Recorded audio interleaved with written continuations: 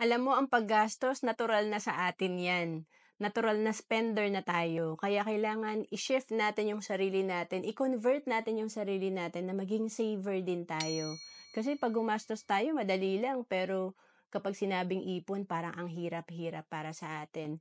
Pero alam mo ba sa ₱100 per day lang na natatabi natin, ang dami na pala nating ginagastos na pwede pala natin itong maipon at maging 3,000 per month. Kasi ₱100 per day ay ₱3,000 per month. Like, soft drinks, no?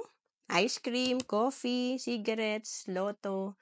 Ang daming pwede pala nating disiplinahin lang natin yung sarili natin para hindi natin magastos 'to at maitabi natin. Kasi alam mo sa ₱3,000 per month, 'pag nagawa mo itong ipunin at ma-invest, after 10 years meron kang projected fund na 690,116.